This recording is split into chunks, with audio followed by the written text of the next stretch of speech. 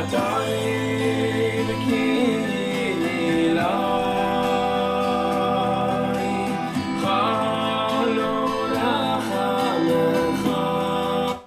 a pretty song. We worked our way through Eitan Katz's album Unplugged, so now we're working our way through his album Unplugged 2. The Nigunim and songs of Shlomo Carlebach, sung by Eitan Katz. That was Hatov. The first song, it's the second song on the album. The first one just starts, Good Shabbos, Good Shabbos. I just thought, on a Sunday, maybe we'll wait to do that one later in the week. How's everybody doing? It's great to be with you. A good Chodesh Tov. Today's the first day of the Hebrew month of ER. Let's light up the darkness. Awesome. Who is with us on a Sunday evening? Yehudit in South Carolina, James in Indianapolis, Gwen in Michigan, Shandor in the Bronx, Melissa in Great Neck, Bill in Mid-Missouri, Tom in PA, Paula in Chicago, Renee in Indiana, Belle just celebrated our second grandson's first birthday in North Texas. Mazel tov, mazel tov.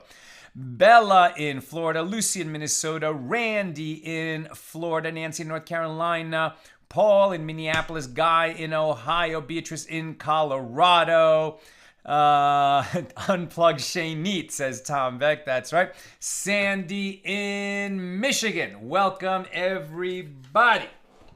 All right, let's get this going. What was it that I wanted to mention last night and I forgot? Oh, yeah. I wanted to mention, coming out of Shabbos, we just start so late and it gets later and later until the first day of summer.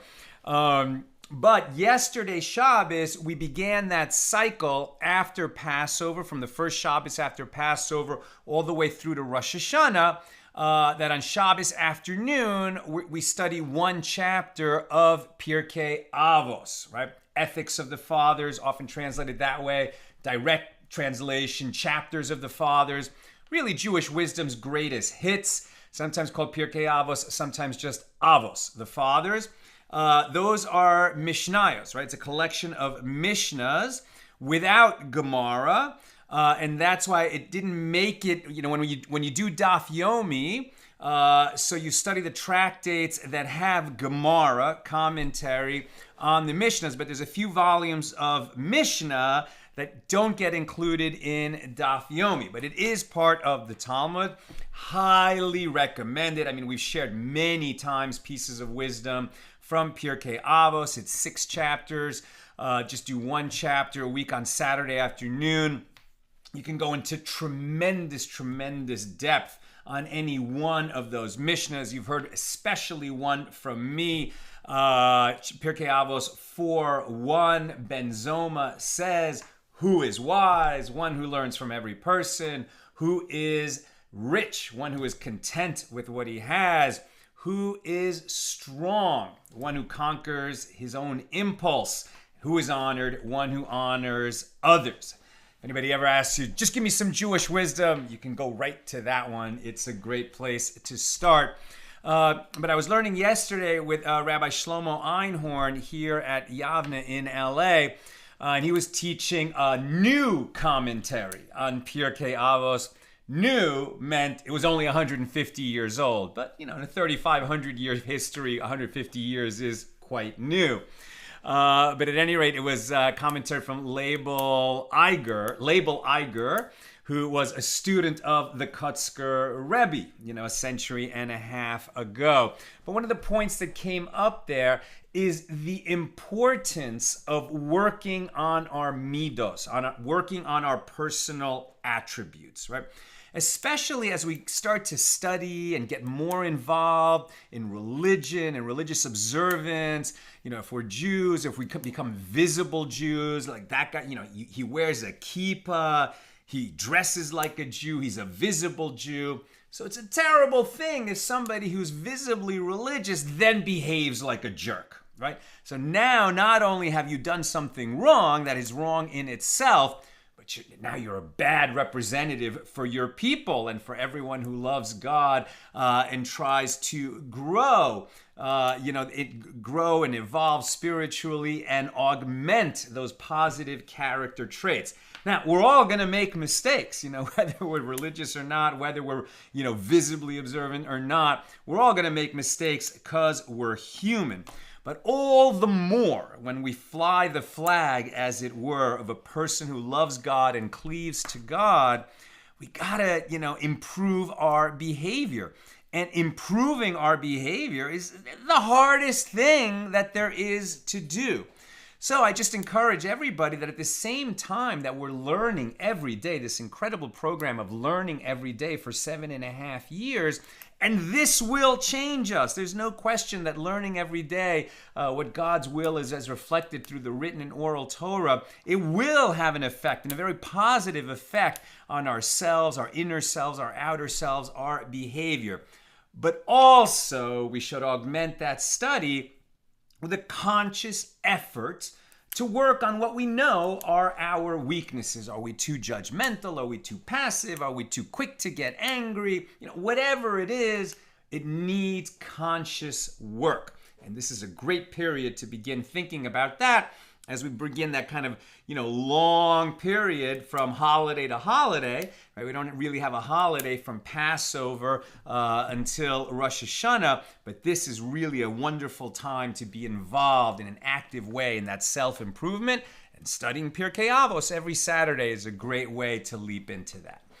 Okay. We are in chapter 6, right? Chapter 6, still studying the first Mishna of chapter 6. Here we've seen that the mitzvah of Yibum, when a man dies childless and he leaves a brother and a widow, they're supposed to marry, if at all possible, and produce a child in the name of the man who didn't have a child in this world. They can opt to perform chalitza instead. But during the time that Yibum was encouraged and permitted, it would be better if they did Yibum. So Yibum, as we know, as the Torah commands, is really finalized when they perform intercourse, right? When the surviving brother and the widow have intercourse, and then they're married, and the first child of that union will be considered the heir of the man who died. Now, in this chapter, in the opening Mishnah, we're studying, what constitutes intercourse?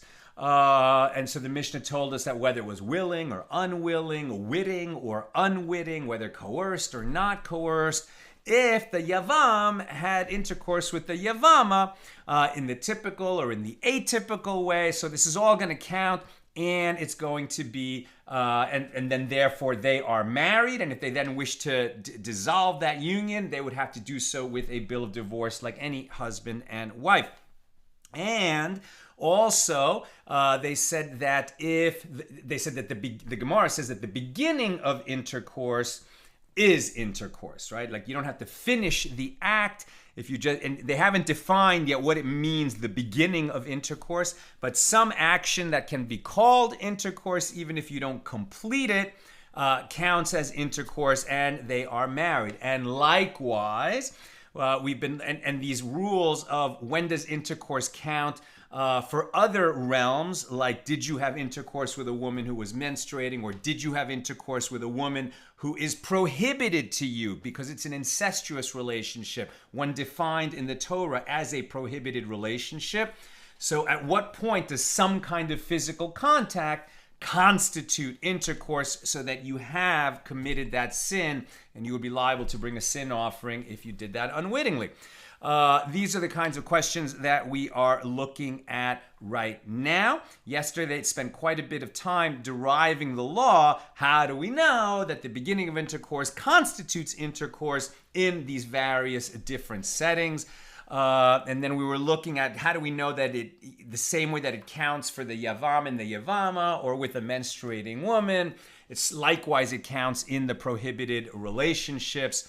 And now we're sort of coming out of that discussion. We pick it up at the very top of page 55a. The Mishnah indicates that his wife's sister, whether from the father, i.e., her paternal sister, or from the mother, i.e., his wife's maternal sister, is forbidden, right? We've seen this many times, that you can never marry your wife's sister, even if you divorce your wife or your wife dies, God forbid. Well, if she dies, then her sister becomes permitted to you. But as long as she's alive, even though you've divorced, you could not marry her sister. And here we're hearing it doesn't matter if she's only a half-sister, whether from the father's side or the mother's side. From where do we derive this law that the prohibition applies even to his wife's maternal sister? Why would we even think that that is a question? As we've seen, yibum only applies to a full brother or a paternal half-brother. Surviving brother would then have an obligation to perform yibum or chalitza with the widow. Only paternal brothers, not maternal half-brothers. And that makes sense because the laws of inheritance are done through the father's side, and yibum really is about inheritance. But now we're looking at this law about the wife's sister, and it's saying that it's whether it's a full sister or a half sister, whether from the father's side or the mother's side, you can't marry her while your wife is alive, even if you're divorced. From where do we derive this law? The Gemara responds, it is derived from the prohibition proscribing his sister. Just as his sister is forbidden, you cannot marry your sister, whether she's your full sister or half sister from your father's side or your mother's side. You can never marry your sister.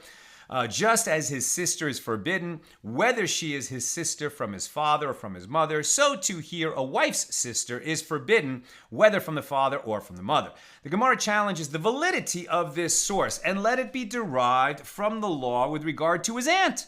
Just as the prohibition with regard to his aunt applies only to the wife of his father's brother, from his father, but not from his mother, i.e. the wife of his father's paternal brother, but not the wife of his father's maternal brother, so too here the prohibition with regard to his wife's sister, maybe it should only apply to her sister from her father, but not to her sister from her mother.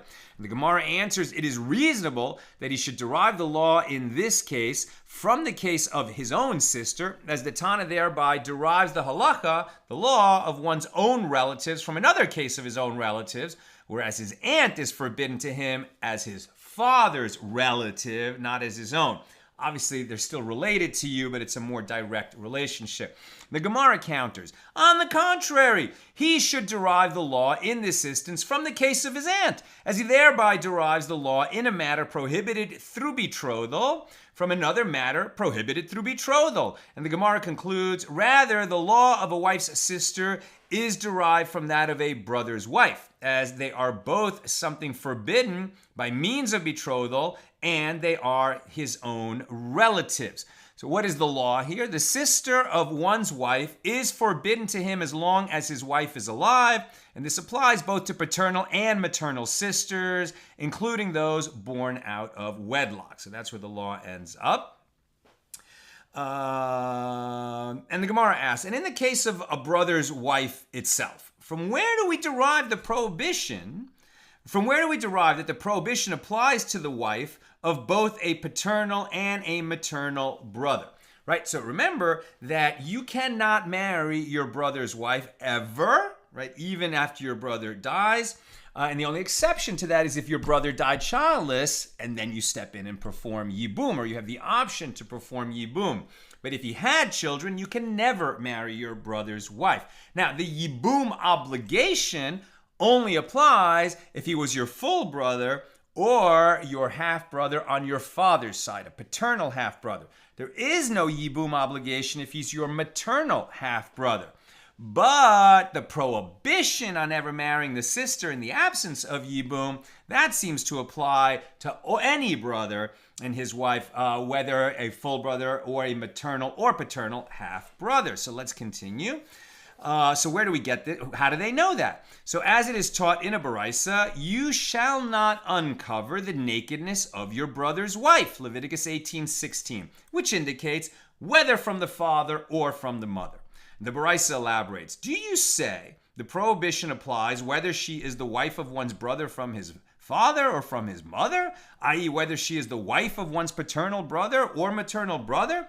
Or perhaps It is only the wife of one's brother from his father and not from his mother. It may be inferred logically from the fact that the Torah rendered him liable here and rendered him liable with regard to his own sister, just as with regard to his sister, he is liable to receive punishment whether she is a maternal half-sister or a paternal half-sister. So too here, he is liable to receive punishment whether this brother's wife is the wife of his maternal half-brother or his paternal half-brother.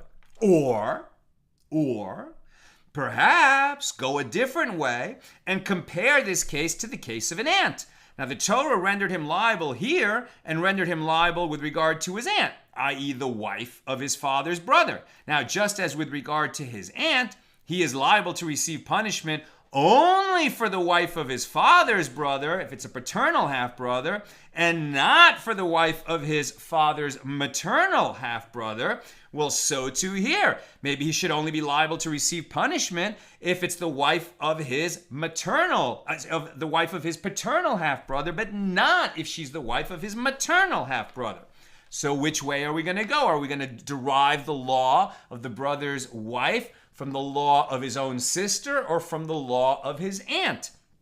Now, the Gemara analyzes these two possibilities. Let us see to which case it is more similar. We should derive the law with regard to his own relatives, i.e. his brother's wife, from another case of his own relatives, meaning his sister. And the law with regard to his aunt cannot be used to prove otherwise because she's a closer relative of his father than she is to him. He's only related to her through his father. Or perhaps go this way. We should derive the law of a matter prohibited through betrothal, i.e. his brother's wife, that he can't marry her, from another matter prohibited through betrothal, i.e. his father's brother's wife. And the law with regard to his sister cannot be used to prove otherwise, as it is a prohibition that comes on its own. The only reason, that you would have an issue with your brother's wife is because there was a betrothal that made her related to you. Likewise, your aunt.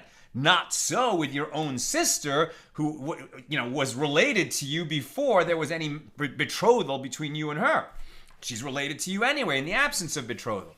So since it is impossible to prove which law should serve as the model for the case of a brother's wife, the verse states in the Torah a second time in the same verse, it is your brother's nakedness, in order to emphasize that she is forbidden whether she is the wife of his brother from his father or from his mother. Now, and what is the law on that? A brother's wife. The halacha is, the wife of one's brother is forbidden to him, and this applies to both paternal and maternal brothers, including brothers born out of wedlock. So we do learn the law, the prohibition on the brother's wife, whether it's a half-brother paternal or maternal, from the law of his own sister and not from the law of his aunt. But how did the sages get there? So the Gemara challenges this interpretation of the extra phrase in the verse where it says your brother's nakedness twice, and they're going to derive from that you should, it's your brother's wife no matter whether he's your paternal or maternal half-brother. The Gemara is challenging that. Say that both this part of the verse and that latter part refer to the wife of a brother from the father, i.e. the wife of one's paternal brother. And as for the repetition, one part of the verse renders prohibited a woman who has children, who is prohibited from marrying her husband's brother during her husband's lifetime, even after they are divorced. And the other mention of your brother's wife renders prohibited a woman who does not have children, who is also prohibited from marrying her husband's brother during her husband's lifetime, even after she is divorced. The Gemara responds, the prohibition prescribing a woman who does not have children for the duration of her husband's lifetime is derived from the statement of Rav Huna, which we saw on page 54, and it requires no further source. The Gemara presents another challenge. Say that both this part of the verse and that latter part refer to the wife of a brother from the father, i.e. the wife of one's paternal brother. And as for the repetition, why did the Torah see fit to repeat the brother's wife twice in that verse? One part renders a woman who has children prohibited from marrying her husband's brother for the duration of her husband's lifetime, even after she is divorced. And the other one renders prohibited a woman who has children and indicates that it is prohibited for her to marry her husband's brother even after her husband's death. The Gemara responds, the law that it is prohibited for a woman who has children to marry her husband's brother even after her husband's death does not require a verse. From the fact that the Merciful One says that one who has no children is permitted to marry the brother after her husband's death, from this it can be inferred that if she has children, it is prohibited for her to marry her husband's brother. There is no yibum if the brother had a child before he died. So the Gemara raises another challenge. But perhaps if she does not have children, it is prohibited for her to marry everyone else and permitted for her to marry her Yavam, as specified by the Torah. However, if she does have children, perhaps it is permitted for her to marry everyone, and it is permitted for her to marry her Yavam as well. We've just taken it as a given that the Torah was saying in the laws of Yibum that she is only permitted to marry her Yavam because her husband died without having a child. And chalitza is what's going to render her free to marry everyone else. And until she does that or marries the brother-in-law and then divorces, she's going to be prohibited to every other man in the world. But perhaps we've been reading it wrong, is what the Gemara is suggesting.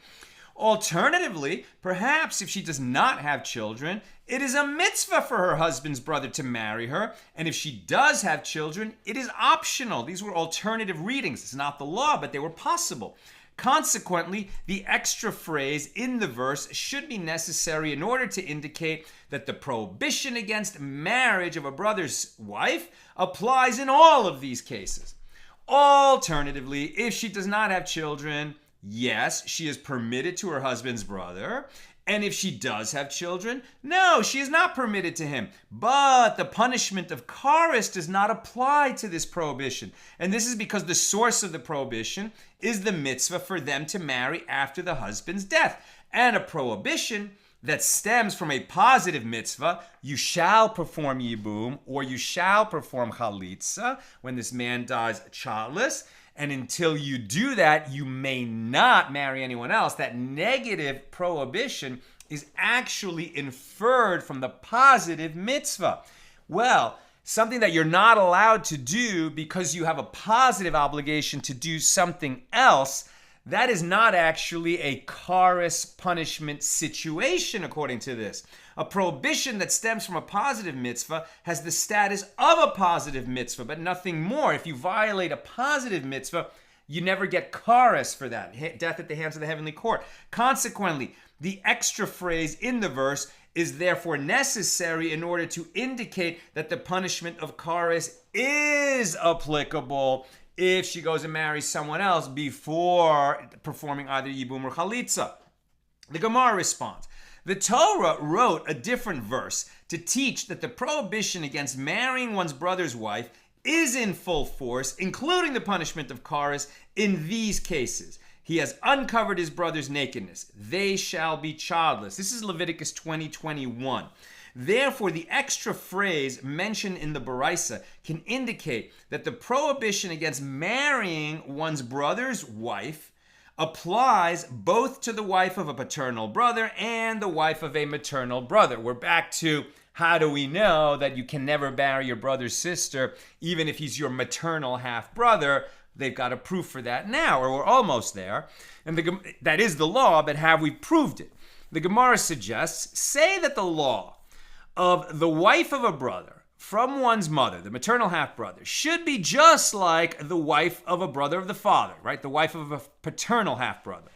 Just as the wife of a paternal half-brother is permitted, i.e. one can marry her after her husband's death, if he died childless, so too the wife of a brother from his mother should be permitted after her husband's death. But it's not.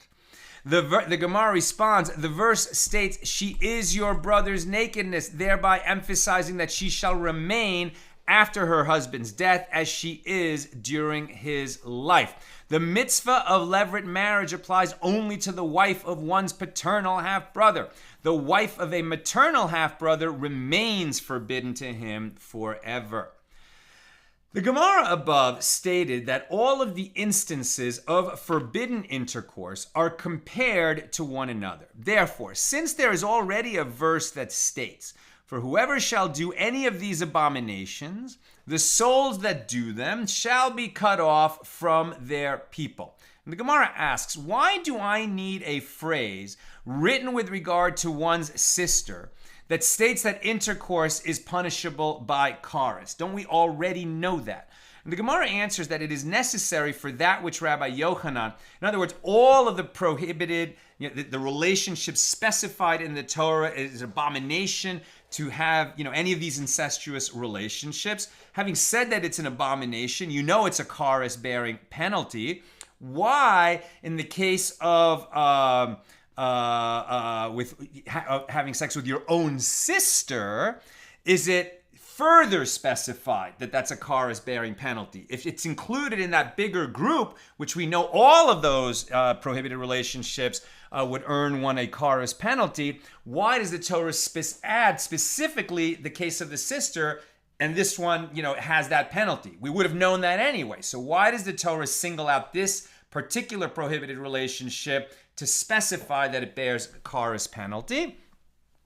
And the Gemara answers that it is necessary for that which Rabbi Yochanan said, right? So Rabbi Yochanan now will derive a law because this was superfluous. We already knew that having relations with your sister is an abomination and a charis bearing penalty. Since we already knew that, and the Torah also specifies it, it must be that the Torah comes to teach us some additional law. What is that?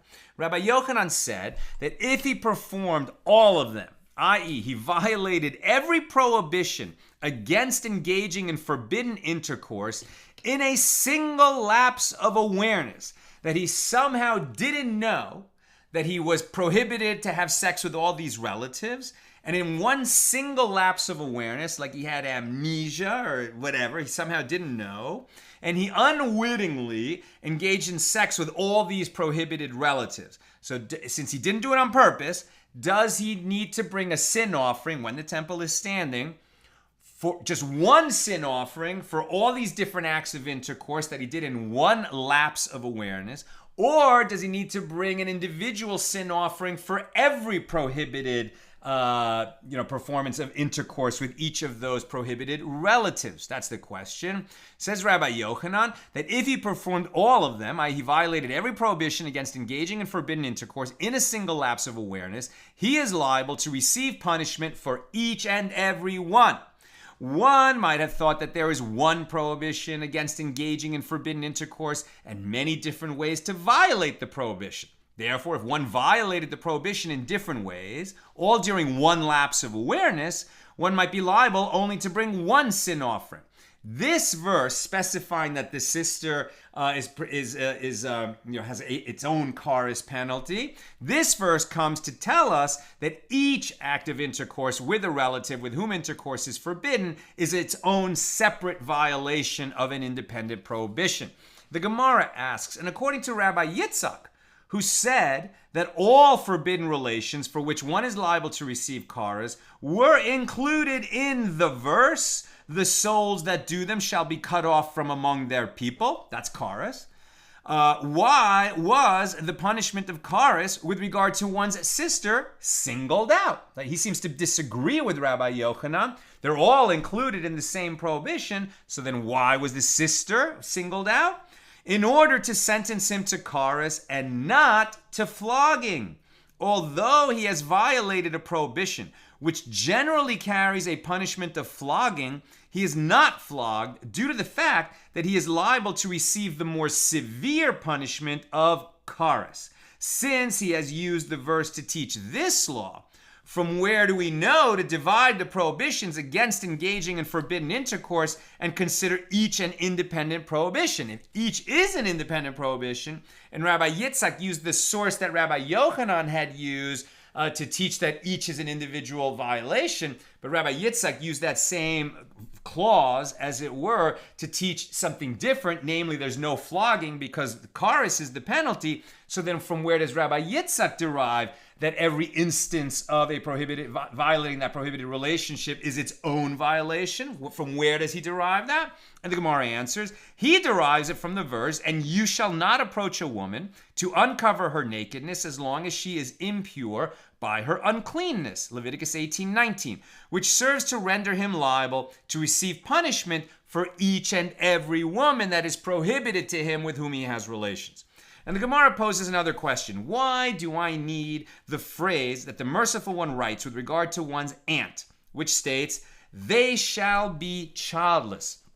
This is quite interesting. If you look, Leviticus 20, so Leviticus 18 details all of these prohibited relationships. You will not, it is an abomination. You are not allowed to have relations with these relatives specified in the Torah.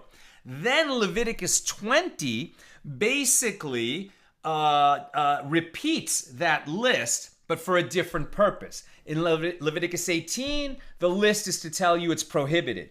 In Leviticus 20, the list is to tell you what the punishment is for violating those prohibitions. Now, they're all chorus-bearing penalties that you, if you do them, you will be, your life will be shortened, excision, death at the hands of the heavenly court.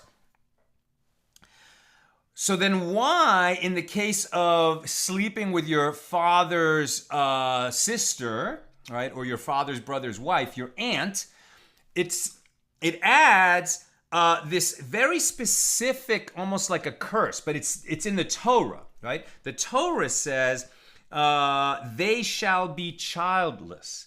It's an abomination, and you're going to receive chorus. But on top of that, people who engage in this prohibited relationship will also be childless. So why does the Torah add that? Why do I need the phrase that the Merciful One writes with regard to one's aunt, which states, they shall be childless? The death of one's children is included in the punishment of chorus, and it has already been established that all of the forbidden intercourse is punishable by chorus. And the Gemara answers that it is necessary for that which Rabbah said. As Rabbah raised a contradiction, it is written with regard to one who had intercourse with his brother's wife, they shall be childless, Leviticus 20:22. And it also states, with regard to one who had intercourse with his aunt, they shall die childless, right? In one case, they shall be childless. In the other, they shall die childless, Leviticus 20:21. So how so? Why this distinction? If he already has children, he will eventually bury them. If he does not have children, he will never have children. The Gemara comments, and it is necessary to state, they shall be childless. And it is also necessary to state, they shall die childless. As if the Merciful One had written only, they shall be childless, I would have said that only those children he had before his sin will die. But those born to him after the time of his sin and on, no, they will not die. The Torah therefore states, they shall die childless, indicating that even if he has children, afterward they will die and he will remain childless. And similarly, if the Merciful One had written only, they shall die childless, I would have said that this is referring to children born from the time of his sin and on, but those born from the beginning, before he sinned, no, they shall not die. It is therefore necessary to mention both expressions. In short, don't commit incest.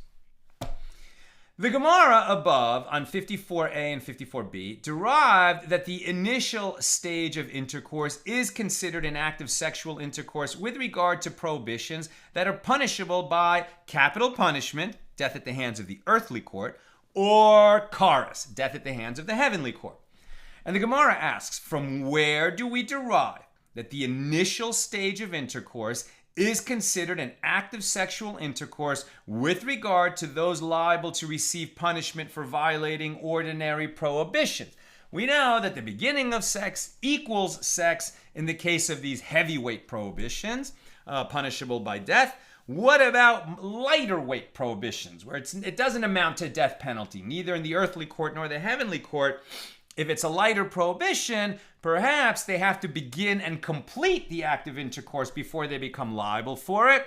Here we're learning now the beginning of intercourse equals intercourse, even in the case of these lighter prohibitions. And the Gemara answers from the fact that the Merciful One reveals with regard to a designated maidservant that the prohibition What is a designated maidservant? Rashi explains that a designated maidservant is a Canaanite maidservant betrothed to a Hebrew servant. A Hebrew servant is permitted to marry such a woman, but she is forbidden to all other Jews, right? She can a Jewish slave can marry a non-Jewish slave, but a Jew who is not a slave may not marry a non-Jewish slave.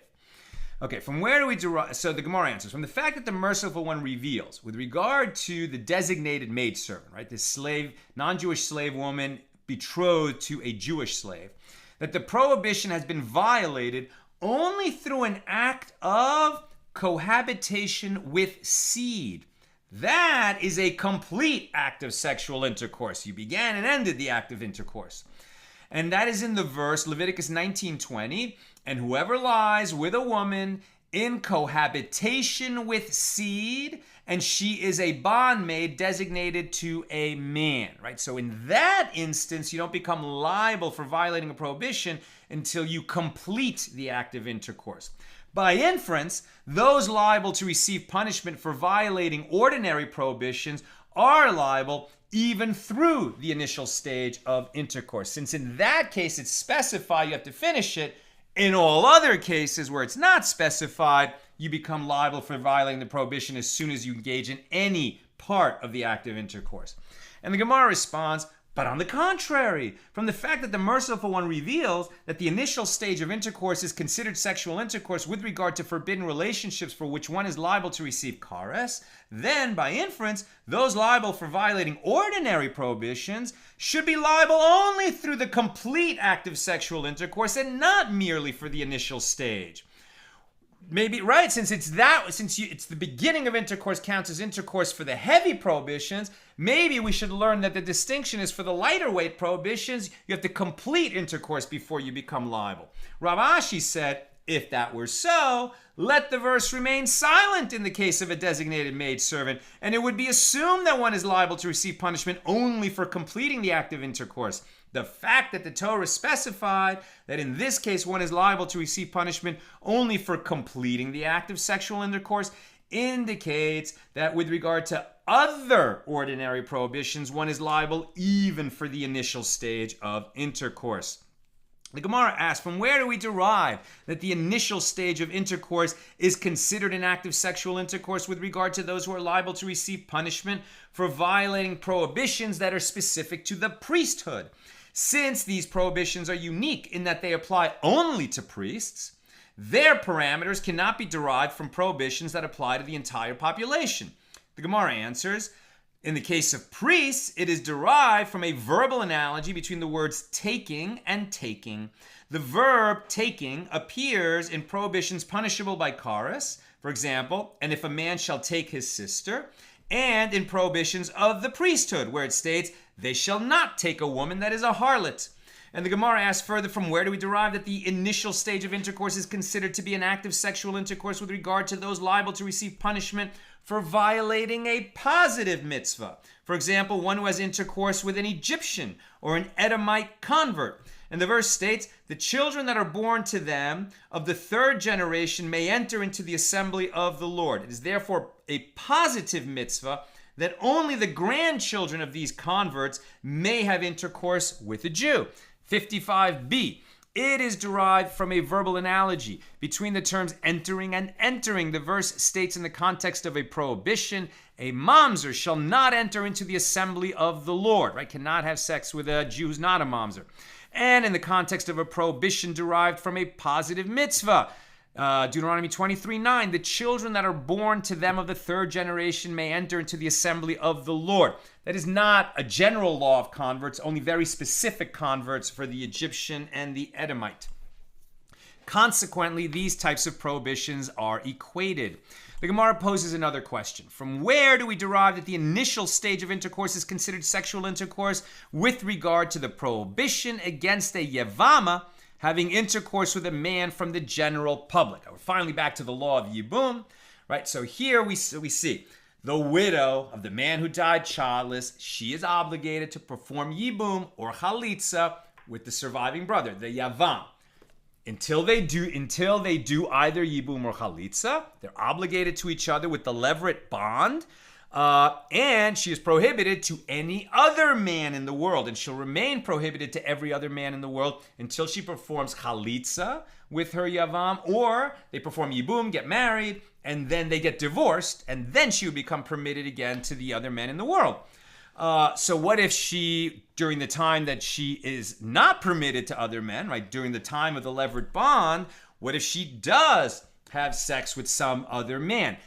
At what point does she become liable? Is it that she does a complete act of intercourse, right, beginning, middle, and end, or just the beginning of intercourse is enough to trigger that liability?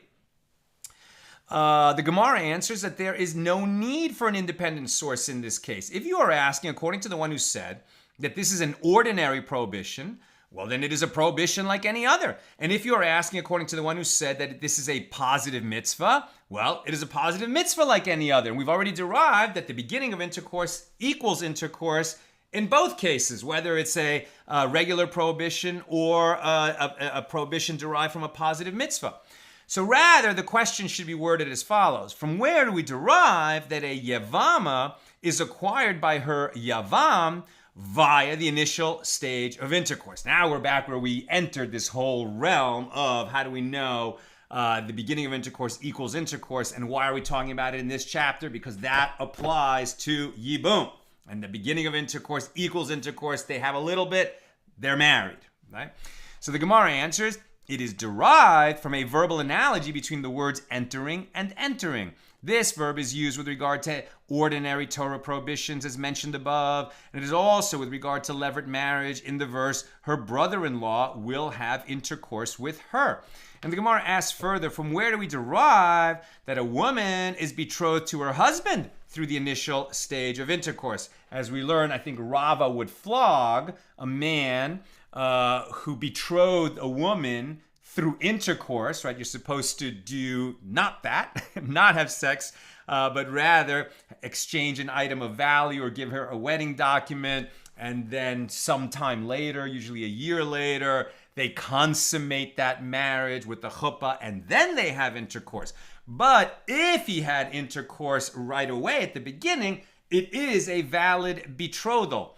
How do we know that the beginning of intercourse equals intercourse for that? And the Gemara answers, it is derived from a verbal analogy between the words taking and taking. With regard to betrothal, the verse states, when a man takes a wife and marries her.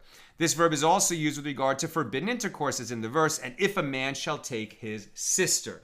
So since beginning of intercourse equals intercourse in the realm of the sister, now we know it also applies in the realm of betrothal because that verb taking is used in both places. New subject. Rava said, now that it has been established that the initial stage of intercourse is considered an act of sexual intercourse, why do I need the expression cohabitation with seed, meaning complete intercourse, that the merciful one writes with regard to a designated maidservant? The expression cohabitation with seed written with regard to a married woman, and the expression cohabitation with seed written with regard to a sota, the suspected adulteress. And the Gemara explains that the expression is necessary with regard to a designated maidservant, as we said earlier today, because it indicates that one is liable to receive punishment only for a complete act of intercourse with her, but not for just doing only the initial stage of intercourse. Now, with regard to a married woman, meaning if you have sex with a married woman, if a Jewish man has sex with a Jewish married woman who's not his wife, so that's adultery, that's a capital offense. So do they become liable with just the beginning of intercourse, or it has to be a complete act of intercourse? Well, the word seed excludes one who has intercourse with a dead organ, i.e., one that is not erect, as this cannot lead to childbirth.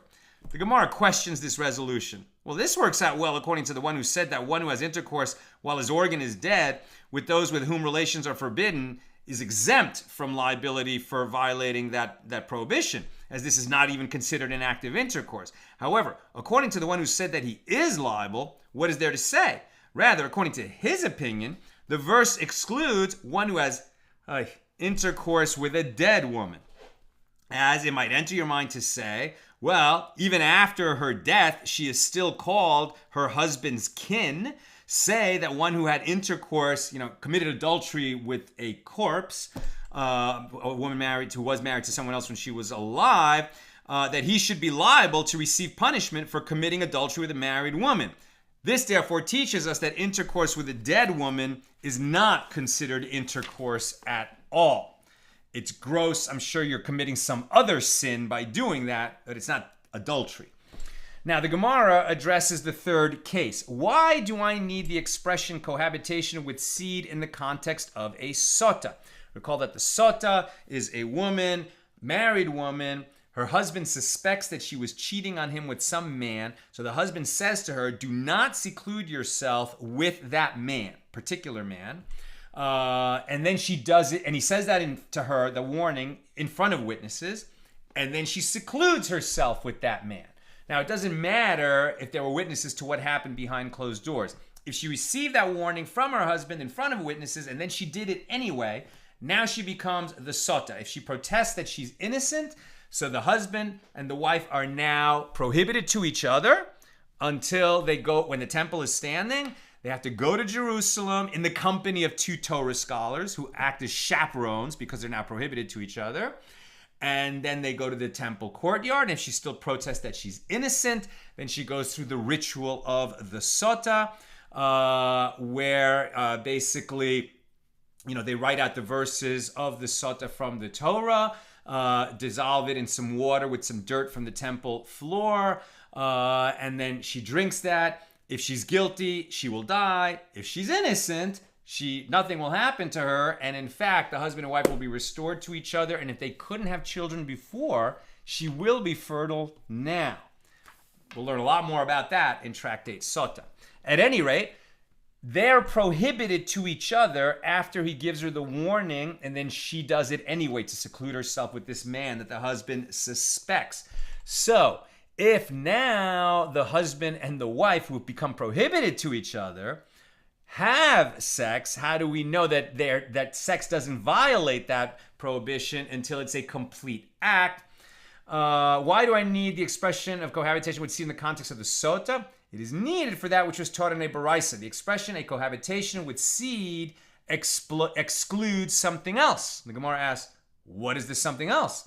And Rav Sheshes said, it excludes a case where the husband was jealous with regard to her and warned her not to seclude herself with a particular man and to have atypical sex with him, meaning sex the other way. Rava objected to this explanation and said to him, it is written the cohabitations of a woman, indicating that there are 2 types of intercourse with a woman, and the same law applies to both of those types, right? In the front or in the back. So rather, Rava said, it excludes a situation where the husband was jealous with regard to her and he warned her not to seclude herself with another man and engage in intimate contact by way of other limbs. And the verse indicates that the wife does not become prohibited to her husband if she secludes herself with the man after this warning. Why? Because it was an invalid warning. Abaye said to him, does the merciful one prohibit a woman to her husband due merely to licentious behavior without sexual intercourse? Since this behavior would not render a woman prohibited to her husband, a woman who commits adultery has only committed adultery if she has intercourse with a Jewish man who's not her husband, right? Then they become prohibited to each other. If it's proven that that's what happened, they must divorce. But if she fools around with some other man, he might want to divorce her anyway, because cheating is cheating. But by Torah law, she doesn't become prohibited to him unless she has intercourse with the adulterer. Rather, and I'm almost done, so if you have questions or comments, get them in. Rather, Abaye said this phrase, cohabitation with seed, in the context of the sota, it excludes a case where he was jealous with her. He was jealous with regard to her and warned her not to seclude herself with another man and kiss, i.e., meaning to have external contact of the sexual organs, not penetration, but some kind of rubbing of the sexual organs. And the Gemara asks, well, this works out well according to the one who said that the definition of the initial stage of intercourse is the insertion of the corona. Therefore, mere external contact is not sexual intercourse. However, according to the one who said that the definition of the initial stage of intercourse is a kiss, what is there to say? Not just a kiss on the lips, right? But the rubbing together.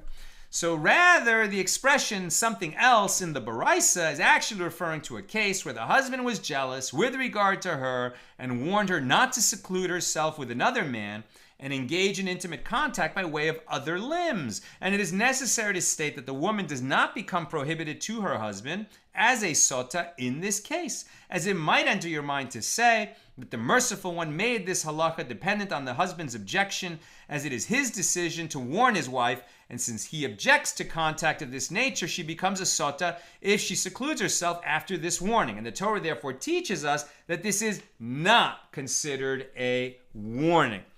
Why is it that they don't use cohabitation with seed to mean not only the initial stage of intercourse, but a complete act of intercourse in those three cases? We're not sure. But that same phrase is used to learn different laws in these different contexts. Okay, that's where we break off today. And let's see if there's any questions or comments on Yevamos 55. Gwen, what happens to the firstborn of the deceased brother and the firstborn of the brother that married the widow who has another child?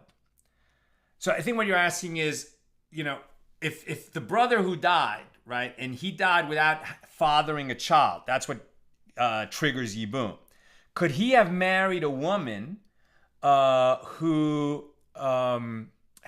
brought a child to that marriage, right? He never had a child of his own, but he married a single mom, right? He's still considered childless, right? So her child from a previous marriage does not cancel the Yibum situation, right? It's still a Yibum situation. If he ever had a child, even if that child died, then it won't be a Yibum situation when he dies, right? Bill, this is feeling like the sages are speculating about soap opera characters. Supposing the male lead has amnesia when he marries all his sisters and aunts and so on and so forth. It's jumping the shark in any case. Remember, we're always talking here about, liminal cases because that's really where the law requires definition and becomes interesting. How many times do we need to say it, right? So many of these situations will never happen in real life, but the fact that it's physically possible that they could means that we can go and sort of zoom in on the Torah and say, well, what would be the law in that situation? And because it's a difficult case, no matter how unlikely it is, that's where, the sage thinking cap gets triggered. Tom, the shark is not a kosher animal, so thou shalt not jump it.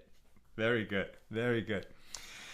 Bill, but supposing the writers do not intend to jump a shark, but merely to jump, and it transpires that a shark passed beneath them as they did so.